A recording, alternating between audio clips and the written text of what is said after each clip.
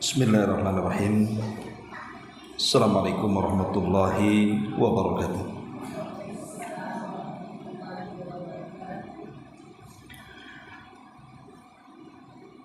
Alhamdulillah. Alhamdulillahilladzi farada ala ibadihi siyam wa ja'alaha mutahhiratan lidzunubi wal atham. Alhamdulillah, di pagi hari ini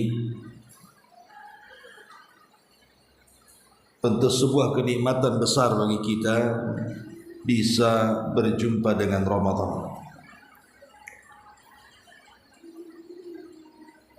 Dan kita lanjutkan kembali kajian tafsir singkat kita dari surah Al-Insan, dan kita masuk pada ayat ke-13 dan seterusnya.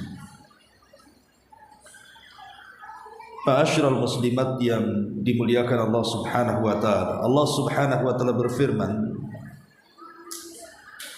muttaqiina fiha 'alal ara'i la yarawna fiha syamsan wala zamharira.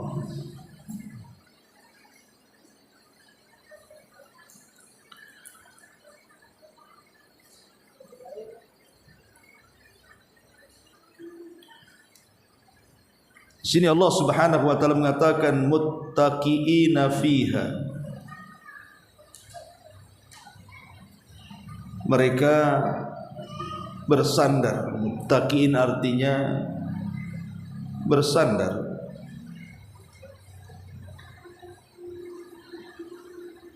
Di atas dipan-dipan mereka. Di sana mereka tidak merasakan teriknya matahari ataupun dingin yang sangat menusuk.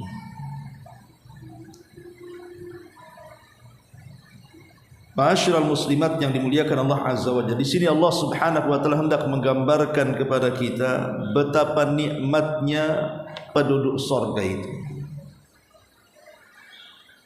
Di mana mereka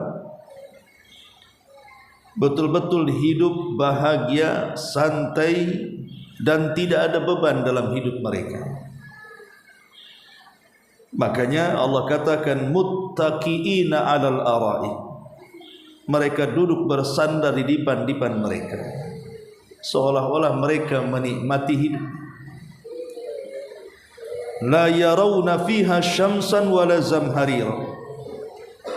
Mereka tidak merasakan terik matahari dan dingin yang menusuk. Lalu kemana matahari dan bulan?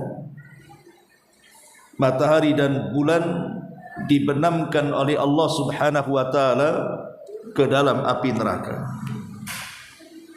Jadi matahari dan bulan itu menjadi bahan bakar api neraka. Lalu apa salah matahari dan bulan? Kenapa keduanya dibenamkan ke dalam neraka? Matahari tidak salah, bulan juga tidak.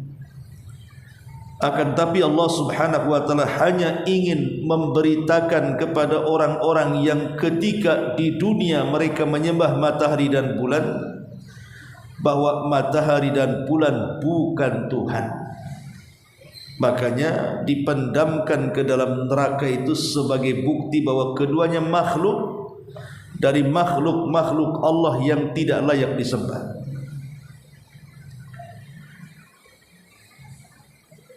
Kalau seandainya matahari dan bulan kemudian dibenamkan ke dalam neraka, berarti di sorga itu tidak ada matahari. Karena mataharinya dimasukkan ke dalam neraka. Makanya di sini Allah katakan la yarawna fiha syamsan. Engkau tidak akan merasakan teriknya matahari karena memang tidak ada matahari. Wala zamharira, dan tidak pula dingin yang menusuk. Artinya di sorga itu tidak ada musim-musim tertentu sebagaimana yang kita rasakan di dunia. Terkadang di dunia ini ada kalanya musim panas. Panasnya sangat terik bahkan membakar kulit. Terkadang ada musim dingin, di beberapa tempat itu justru menusuk sampai ke tulang.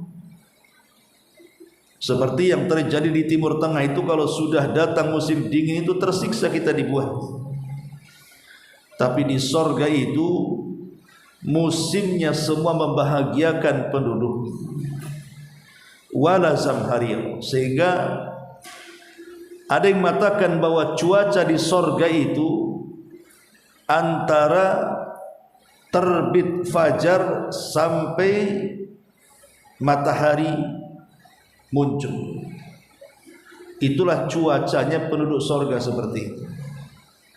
Antara terbit fajar subuh, ba'da subuh, sampai sebelum terbit matahari.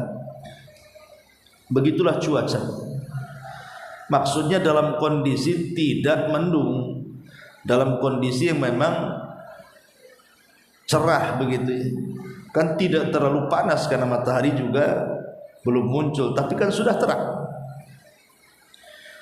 Ma'asyiral muslimat yang dimuliakan Allah Subhanahu wa taala, Allah mengatakan wadaniyatan 'alaihim zilaluha wa dhullilat qutufuha tadlila. Naungan pepohonannya dekat di atas mereka dan sangat dimudahkan untuk memetik buah-buahannya. Pertanyaannya, kalau memang tidak ada matahari, lalu dari mana naungan bayangan pepohonan itu? Kan kita tahu kalau ada bayangan itu kan ada cahaya dari atas. Kalau tidak ada cahaya dari atas, macam mana pohon ada bayang-bayangnya? Rumah ada bayang-bayangnya, bahkan kita pun ada bayang-bayangnya. Ma'asyiral muslimat yang dimuliakan Allah Azza wa Jalla, cahaya tentu yang diberikan oleh Allah Subhanahu wa taala kepada penduduk surga itu adalah cahaya dari bawah arsy Allah Subhanahu wa taala. Wa dhullilat qutufuha tadlila. Subhanallah. Di sini Allah bayangkan kepada kita betapa mudahnya mereka memetik buah-buahan yang ada di surga. Terkadang di dunia ini kalau kita mau metik buah-buahan, macam-macam rintangan dan halangan. Terkadang harus naik dulu, nanti sampai di atas pohon perang dengan semut hitam, dengan semut merah dan macam-macam semut lagi. Belum lagi kemudian rasa takut yang harus dihilangkan dari ketinggian. Belum lagi buah-buahannya sudah sampai di atas, jauh pula di rantingnya. Macam-macam kita ini mengambil buah-buahan pohon yang ada di dunia itu. Tapi pohon di sorga kata Allah wa dhullilat qutufuha tadlila. Jadi sambil baring, sambil duduk, sambil berdiri, bahkan sambil tidur sekalipun, ketika kita menghendaki buah-buahan, maka rantingnya itu yang didekatkan kepada kita. Dan biasanya buah yang dipetik langsung dari pohon itu lebih segar dibandingkan buah yang kita beli dari pasar. Artinya bahwa buah-buahan yang dimakan itu selalu segar. Tidak ada buah-buahan itu yang kemudian usianya 100 tahun di kulkas. Jadi memang betul-betul Allah berikan yang terbaik bagi penduduk surga. Kemudian Allah mengatakan wa yutafu alaihi abianiyatin min fiddatin wa akwabin kanat qawarir. Diedarkan kepada mereka bejana-bejana dari perak dan gelas-gelas yang sangat bening kacanya. Qawarira min fiddatin qaddaruha taqdira. Kaca yang sangat bening tersebut yang terbuat dari perak, mereka menentukan ukuran sesuai dengan kehendak mereka. Wa yutafu alaihim bi aniyah. Diedarkan kepada mereka bejana-bejana. Yutaf artinya tawaf. Jadi di sekitar kita itu ada yang berkeliling membawa makanan. namanya yutaf tawaf. Ibu lihat orang tawaf di Ka'bah, itulah tawaf, artinya berkeliling, mengelilingi Ka'bah itu disebut tawaf. Jadi di sorga itu ada orang-orang yang senantiasa tawaf mengelilingi kita. Untuk apa? Untuk membawa makanan-makanan, buah-buahan, daging-dagingan, bahkan minuman-minuman, di mana bejananya saja itu terbuat dari perak dan gelas-gelas kacanya luar biasa. Kalau seandainya bejana-bejana sedemikian indah, ya tentu makanan dan buah-buahannya juga tentu luar biasa. Ada yang mengatakan apa hikmah di balik yutaf di sini? Ada orang-orang yang tawaf di sini. Kita tahu bahwa surah Al-Insan ini kan sebelum ayat ini membicarakan tentang keutamaan orang yang memberi makan anak-anak yatim, kemudian orang yang memberi makan orang-orang miskin dan tawanan-tawanan perang. Wa yut'imuna at-ta'ama ala hubbihi miskinan wa yatiman wa asira. Pada ayat berapa itu? Ayat ke-8. Ya, surah Al-Insan ini ayat ke-8-nya, bahwa Allah Subhanahu wa taala menjelaskan tentang keagungan orang-orang yang memberi makan dengan makanan yang paling dicintainya kepada anak yatim, kepada orang-orang miskin, dan kepada tawanan-tawanan perang yang sangat berhajat kepada kita. Lah karena itulah maka al jaza'u min jinsil amal. Balasan itu disesuaikan dengan amalannya. Bagi orang yang tawaf di dunia mencari orang miskin, kemudian kita bantu, mencari anak yatim, kemudian kita santuni, mencari orang-orang susah, kemudian kita tolong mereka, maka nanti pada hari kiamat ketika kita masuk ke dalam sorga, sebagai gantinya ada orang-orang yang berkeliling kepada kita, menyediakan makanan-makanan dan minuman-minuman yang lezat sebagai ganti makanan dan minuman yang kita berikan kepada mereka, para fuqara wal masakin itu. Makanya di sini Allah katakan yutafu alaihim, diedarkan, ditawafkan, dikelilingkan kepada kita itu bejana-bejana dari perak. Isinya apa? Isinya adalah walahmi tairin, daging-daging yang sangat lezat. Karena kan sebelumnya bicara tentang buah-buahan. Wa dhullilat kutufuha tadlila, ini kan bicara buah-buahan. Baru setelah itu bicara makanan. Begitulah tartib Al-Quran. Biasanya kalau cerita makanan di sorga itu dimulai dari buah-buahan dulu, baru kemudian makanan. Dan sering saya katakan memang seperti itu. Ilmu kesehatan mengatakan bahwa sebelum memakan buah-buahan itu menyehatkan badan, bukan sebaliknya. Kadang kita ini makan dulu baru buah-buahan, padahal konsep Quran itu buah-buahan dulu baru makan, gitu maksudnya. Nah, itu nanti tanyakan kepada pakar-pakar kesehatan ya. Tapi memang begitu, Quran selalunya begitu, menyebutkan buah-buahan dulu, kemudian makanan, kemudian minuman ya. Wa yutafu alaihim bi aniyatin min fiddah wa aqwabin kanat qawarira. Dan kalimat akwab, gelas-gelas di sini, kenapa menggunakan jamak? Karena didatangkan berbagai macam minuman. Kita tahu bahwa di sorga itu ada sungai, isinya memang air yang jernih, tidak tercampur apapun, air mineral yang tidak pernah keruh selamanya. Kemudian ada air susu, kemudian ada sungai madu, kemudian ada macam-macam mata air. Lah karena banyaknya minuman di sorga itulah maka Allah bahasakan wa aqwabin, gelas-gelas. Jadi macam-macam minuman mengelilingi kita. Dan tentunya minuman di sorga tidak ada yang memadaratkan bagi kita. Kalau ibu-ibu yang sudah tua-tua dikasih minuman yang enak-enak saja mikir, apalagi yang punya gula kan gitu ya, pasti menghindar tuh. ujung-ujungnya air putih, nggak mau dia makan jus. Lain, tapi di sorga itu hatta kepada khamar sekalipun ladzati lisyaribin, menjadi lezat bagi peminumnya. Tapi lihat khamar di dunia, paling ringan sakit kepala, paling tinggi ya tidur di got lah. Itulah khamar di dunia. Kemudian Allah mengatakan wa yusqauna fiha ka'san kana mizajuha zanzabila.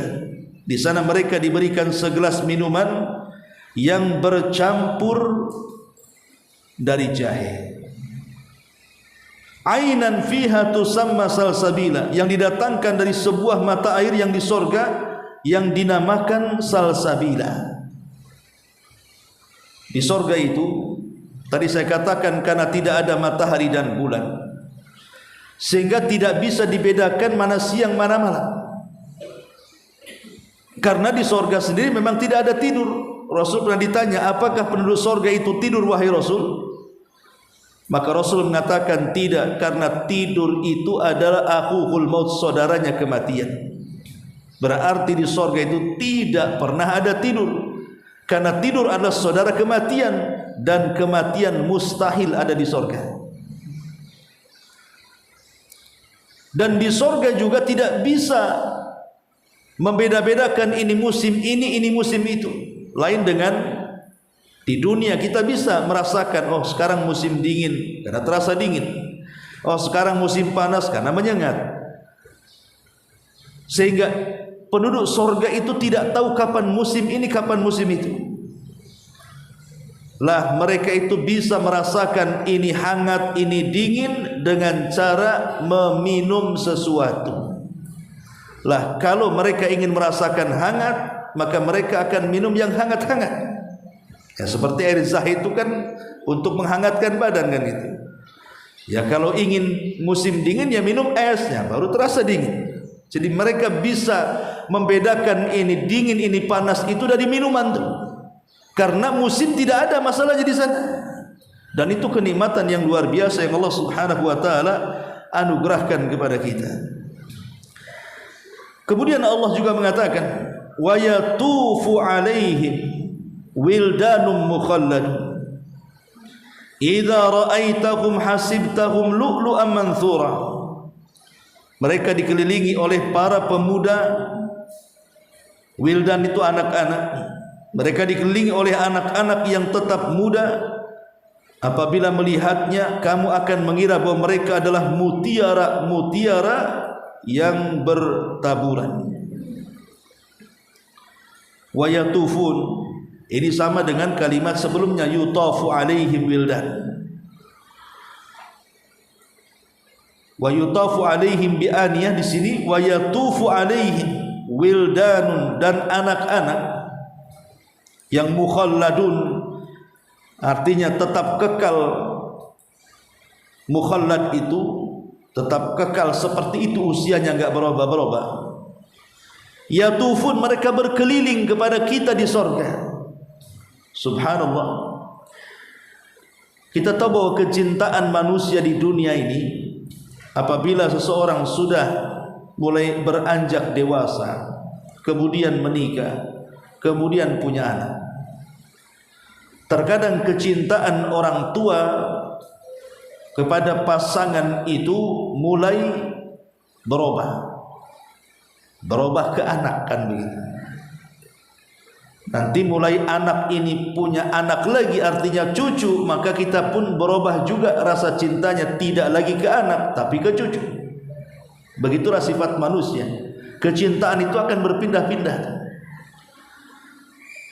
Ketika kita punya anak satu, tentu kecintaan kita kepada anak pertama. Lahir anak kedua, mulai luntur kecintaan kepada anak pertama, jatuh pula ke anak kedua. Nanti anak kedua sudah besar, punya anak ketiga, jatuh pula ke anak ketiga. Begitulah kecintaan manusia kepada anak-anak itu kan berpindah-pindah. Makanya lihat Nabi Yaqub alaihi salatu wassalam, anak dia banyak. Anak dia kan 12.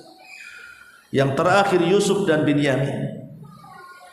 Tetapi kecintaan Nabi Yaqub alaihi salatu wassalam lebih kepada Yusuf dan Binyamin dibandingkan anak-anak yang lainnya.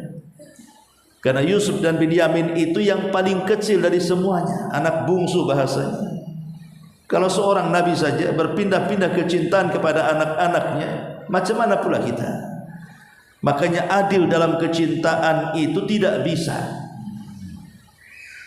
Mustahil kita membagi rata kecintaan itu. Mesti ada yang dilebihkan kecintaannya dibandingkan yang lainnya. Tapi di sorga itu tidak demikian. Anak-anak di sorga itu tidak seperti anak-anak di dunia. Kita tahu anak-anak di dunia ini kan awalnya ketika lahir saja senang kita, kemudian naik sedikit lucu kita, senang, tertawa melihatnya. Tapi lama-lama kan begitu, lama-lama kan nyebelin juga. Anak-anak itu kalau sudah usia 10 tahun ke atas, mulai kurang ajar. Kadang-kadang orang tua juga marah, emosi, bahkan saking nakalnya ada orang tua mengatakan, bagus tak dilahirkan saja anak itu. Ada yang seperti itu. Tapi anak-anak di sorga itu tidak ada yang seperti itu. Tidak ada yang nyebelin bahasa kita.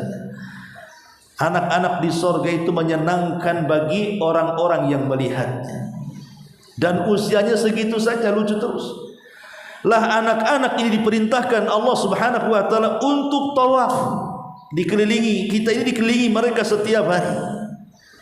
Mereka itulah yang membawa gelas-gelas yang tadi saya jelaskan dengan berbagai macam minuman, membawa bejana-bejana dengan berbagai macam makanan, dan merekalah penghibur orang-orang yang ada di sorga. Makanya Allah mengatakan, wa idza ra'aitahum hasibtahum lu'lu'am manthura. Apabila engkau melihat mereka, kamu akan mengira bahwa mereka adalah mutiara-mutiara yang bertaburan, saking indahnya mereka. Tahu tabiat manusia itu suka dengan anak-anak, maka disebarlah anak-anak di sorga. Dan anak-anak di sorga itu kan tidak seperti di dunia. Kita kalau ingin anak, ya harus usaha, kerjasama suami istri yang baik. Kemudian setelah hamil tersiksalah ibu tersebut, kemudian melahirkan juga antara mati dan hidup. Ketika sudah brojol kemudian susah pula merawat dia. Di sorga tidak ada yang seperti itu. Kalaupun seandainya ada permintaan orang punya anak itu, ya sekejap saja dia hamil, sekejap melahirkan, dan dia tidak merasakan sakit apapun. Kalaupun seandainya mereka memintanya. Ma'asyiral muslimat yang dimuliakan Allah Subhanahu wa taala, lah ini semua gambaran-gambaran kenikmatan surga. Makanya Allah mengatakan, wa idza ra'aita thamma ra'aita na'iman wa mulkan kabira. Apabila melihat keadaan di sana, maksudnya di surga, niscaya engkau akan melihat berbagai kenikmatan dan kerajaan yang sangat besar. Seandainya Allah Subhanahu wa taala memberikan nikmat sorga kepada kita itu sebagaimana usia ibadah kita kepada Allah di dunia, itu saja belum adil rasanya, belum seimbang, masih besar kenikmatan Allah yang Allah berikan kepada kita. Contoh umpamanya, ibu hidup selama 40 tahun. Lah selama 40 tahun, anggaplah dari lahir sampai 40 tahun itu, kita ini menggunakan hidup kita itu untuk ibadah kepada Allah Subhanahu wa taala. Tapi namanya hidup manusia sehari-hari. Kalau kita kalkulasi ibadah kita ini sebenarnya kalau kita kumpulkan hanya berapa jam saja sih. Umpamanya sholat wajib, ibu sholat wajib ini anggaplah zuhur. Berapa menit sih ibu lakukan sholat zuhur itu? Anggap 10 menit. Itu sudah hebat tuh. Udah khusyuk 10 menit itu. 5 menit sajalah, 10 menit karena pakai na'ataina masalahnya. Umpamanya kan itu. Coba kalkulasi 5 waktu, satu waktunya 1 menit kali 5, cuman berapa menit kita ini menghabiskan sholat wajib itu. Anggap dengan sunnahnya. Dari segi solat saja sebenarnya tidak sampai 1 jam mungkin kalau kita kumpulkan wajib dengan yang sunnah itu setiap harinya. Oke lah, mungkin dengan baca Qur'annya, dengan silaturahimnya dan begitu seterusnya. Saya yakin setiap hari kita itu lebih banyak waktu yang dibuang dibandingkan ibadah kepada Allah. Lebih banyak waktu tidurnya, lebih banyak waktu ngobrolnya, lebih banyak waktu jalannya. Ibadah kita ini tidak banyak setiap harinya. Cuman karena jarang-jarang ya seolah-olah sudah banyak gitu. Coba dikumpulkan jadi satu dengan waktu yang 24 jam itu, berapa persennya dari 24 jam dalam sehari itu? Kalikan umpamanya 40 tahun. Setelah 40 tahun kemudian kita meninggal, kemudian Allah Subhanahu wa taala masukkan kita ke dalam surga selama 40 tahun juga. Sesuai dengan amalan kita di dunia. Seandainya Allah izinkan kita hidup 40 tahun di surga sebagaimana ibadah kita selama 40 tahun di dunia, sebenarnya belum adil juga. Tetap bagaimanapun Allah jauh lebih mulia ketika memberikan surga kepada kita. Sebab kalau dihitung per jam itu ya tidak sampai segitu juga. Artinya bahwa bagaimana dengan orang-orang yang masuk ke dalam surga kemudian dikekalkan di dalamnya? Kan luar biasa. Yang seandainya kita 40 tahun ibadah kemudian 40 tahun masuk surga saja masih lebih besar balasan Allah, macam mana pula orang yang dikekalkan di dalamnya? Makanya di sini Allah mengatakan wa idza ra'aita thamma ra'aita na'iman. Apabila engkau masuk ke dalam surga, niscaya engkau akan melihat berbagai kenikmatan wa mulkan kabira, dan kerajaan yang sangat besar. Ingat hadis tentang orang yang terakhir keluar dari neraka. Ya terakhir juga masuk surga, dari nerakanya terakhir. Ya. Itu dijelaskan mereka sudah gosong, sudah jadi abu karena sudah terbakar dengan api. Kemudian abu-abu itu diambil oleh Allah Subhanahu wa taala kemudian diletakkan fi nahril hayat, di sungai kehidupan, fayambut, maka tiba-tiba tumbuhlah menjadi manusia kembali. Setelah itu kemudian dia pun menjauh dari neraka. Setelah menjauh dari neraka, dia melihat dari kejauhan ada pohon yang penuh dengan buah-buahan dan ada air segar di sisinya. Maka dia berjanji kepada Allah, ya Allah dekatkan aku ke pohon itu. Kata Allah, apakah ada permintaan yang lain? Demi Allah tidak. Kalau kau sudah dekatkan aku ke pohon itu, aku tidak akan minta yang lainnya. Akhirnya didekatkan. Rupanya dari pohon itu ada pohon di sebelah sana yang jauh lebih besar. Kemudian buah-buahannya jauh lebih ranum dan airnya banyak. Maka dia mengatakan, ya Allah dekatkan aku ke pohon itu. Kata Allah, bukankah tadi kau sudah berjanji tidak ada yang minta apapun kecuali itu? Dia mengatakan, ya ini terakhir. Akhirnya didekatkan. Sampai pada ujung hadis, akhirnya orang ini didekatkan di pintu surga. Dia melihat dari celah-celah surga itu. Disitulah dia mengatakan, ya Rabb masukkan aku ke dalam surga. Karena kan pintunya sudah tertutup.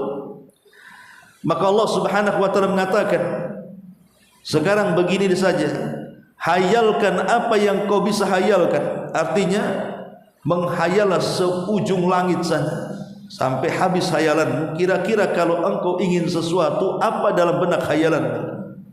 Ingin rumah yang megahkah? Ingin kendaraan yang mewahkah? Terserah. Hayalkan aja setinggi-tingginya. Ketika orang ini sudah menghayal, tiba-tiba Allah mengatakan, aku akan kabulkan 10 kali lipat dari hayalan.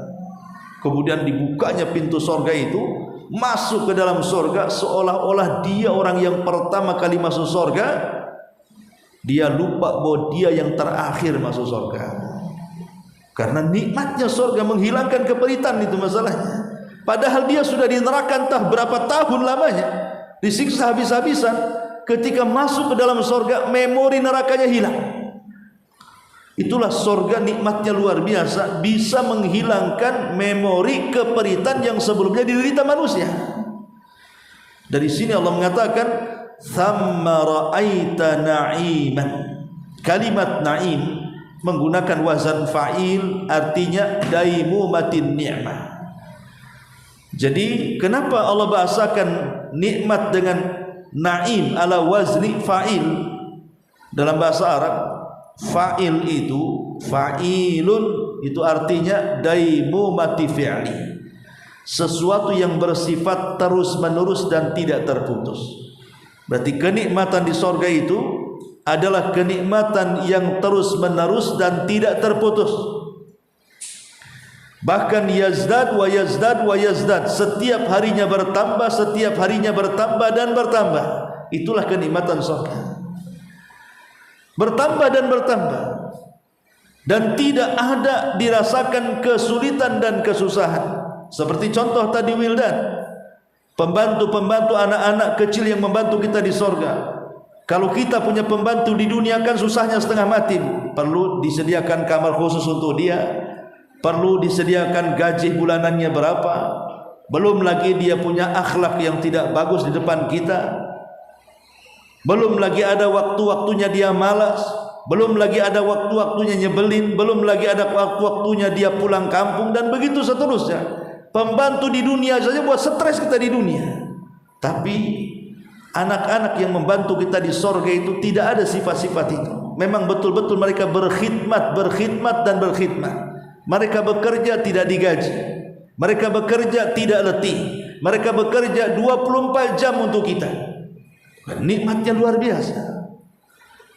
Kita ini kan mau datangkan pembantu saja mikir, aduh Ustaz mau datangkan pembantu, makan aja susah. Itu di dunia. Akhirnya apa? Dikerjakan sendiri karena tidak sanggup bayar pembantu. Tapi di sorga itu semua Allah mudahkan bagi kita. Makanya Allah bahasakan nikmat di sorga dengan bahasa na'iman. Na'iman itu artinya daimumatin ni'mah, nikmatnya terus menerus bertambah dan bertambah.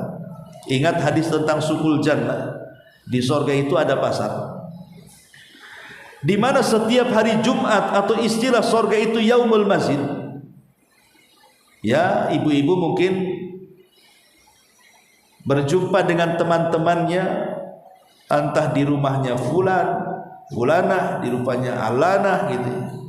Tapi kalau laki-laki mereka berjumpa dengan kawan itu ya di pasar. Jadi yang laki-lakinya ke pasar berjumpa dengan kawan-kawannya, yang ibu-ibunya ya sebagaimana di dunia berkumpul di rumahnya si anu gitu. Untuk apa, Bu? Untuk bernostalgia, berjumpa dengan kawan itu, membicarakan soal kehidupan mereka ketika di dunia. Karena memori orang yang masuk sorga itu Allah akan kuatkan, dia hafal per detiknya ketika di dunia. Nah kalau kita di dunia sendiri, kita tidak hafal. Walaupun secerdas-cerdasnya seorang wanita mampu merekam gitu ya peristiwa-peristiwa lama, tetap kan ada yang luput juga bagi ibu itu. Walaupun ada istilah seorang wanita itu bukan hanya sekedar hafal memori ratusan tahun yang silam, tetapi ada saja yang terluput kepada mereka itu di dunia. Terutama soal utang biasanya lupa gitu ya. Lah di sorga itu semua memori dibalikan. Jadi per detiknya ibu tahu ada di mana, ngapain sama siapa, itu tahu tuh. Disitulah jadi obrolan penduduk sorga. Jadi obrolan penduduk sorga itu menceritakan posisi ibu di dunia. Jadi hafal semuanya. Laki-laki juga sama. Mereka ke pasar itu bukan untuk membeli sesuatu. Di pasar tidak ada orang jualan. Jadi hanya sekedar untuk ya nongkrong di warung kopi lah bahasanya. Kan bapak-bapak kan begitu biasanya. Kalau ketemu kan nggak ada yang di rumah. Ketemu di warung kopi sambil ngobrol. Kalau ibu-ibu kan ketemu di rumah si anu, sak masak tahapa kan ngerumpi di situ. Lah di sorga juga Allah tahu kenikmatan dan tabiat manusia itu sukanya apa. Makanya Allah buat kayak gitu tuh. Lah dalam hadis tentang sukul jannah itu, jadi orang-orang yang kemudian datang ke pasar-pasar sorga berjumpa dengan teman-temannya, kemudian mereka pun menghabiskan dengan gelak tawa dan bahagia. Lah sebelum mereka pulang, Allah kirim sebuah angin membawa debu. lah angin yang membawa debu yang menerpa dari kepala sampai kaki itulah yang merubah fisik penduduk sorga setiap pekannya. Jadi tiba-tiba para suami itu mereka semakin ganteng, mereka semakin kuat, mereka semakin menarik dan begitu seterusnya. Dan wanita-wanita yang di rumah-rumah pun mereka tertempa dengan angin ini dan sama mereka pun berubah. Sehingga ketika berjumpa masing-masing heran. Suami melihat istrinya heran, istri melihat suaminya heran, kok makin ganteng dan begitu seterusnya. Kok di dunia itu kan herannya kan bukan begitu. Kok makin tua kamu kan, kok makin hitam, kok makin kusut, macam-macam ceritanya. Kalau di dunia itu, kalau di sorga itu justru makin na'iman wa mulkan kabira, kenikmatannya daimumah terus menerus, wa mulkan kabira, dan kerajaan yang sangat besar. Karena di sorga itu masing-masing orang yang beriman kalau masuk ke dalam sorga, berapa istana yang diberikan? 2. Waliman khafa maqama rabbihi jannatan. Orang yang masuk sorga paling sedikit diberikan 2 istana. Istana solid milik dia. Jadi 1 istana solid milik dia, dan satunya adalah warisan orang kafir yang masuk neraka dan tidak akan bisa lagi masuk surga. Diberikan kepada kita. Karena asalnya masing-masing 1 orang itu kan 1 surga, tapi karena ada orang kafir yang masuk neraka dan mereka tidak akan pernah lagi masuk surga, maka surganya diwariskan kepada orang yang beriman. Tilkumul jannah uristumuha, itulah surga yang diwariskan kepada kalian. Ya, ada yang lebih dari 2 istana tentunya ya, tergantung amalan kita di dunia. Kalau ibu mau memperbanyak istana di surga, ada amalan-amalannya. Seperti umpamanya membangun masjid seperti ini.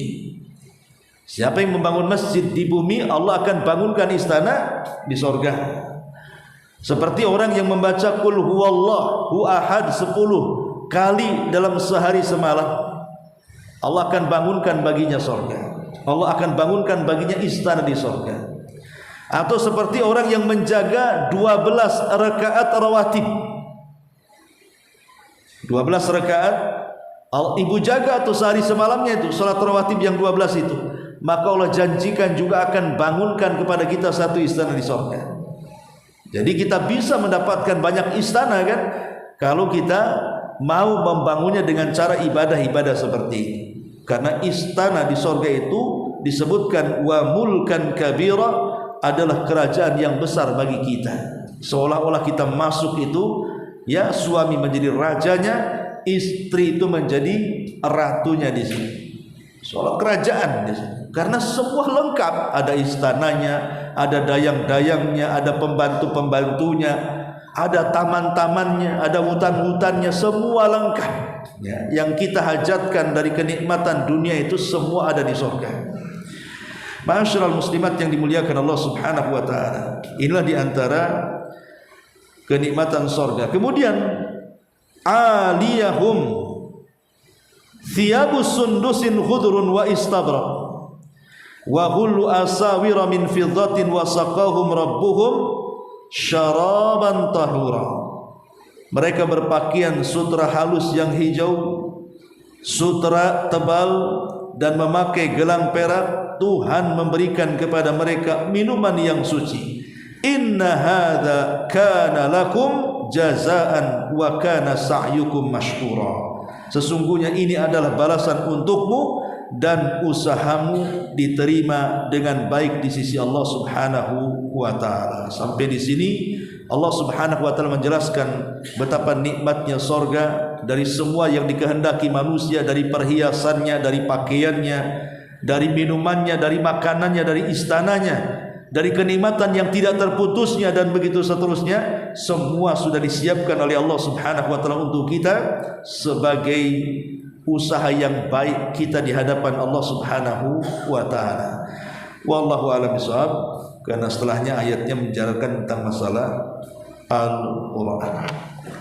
Baik, sampai di sini saja. Saya minta maaf selama-lama ya, karena ini lagi puasa juga. Sudah masih pagi Bu ya. masih berjuangnya masih lama. Tapi silakan kalau ada yang mau bertanya, kalau tidak kita tutup.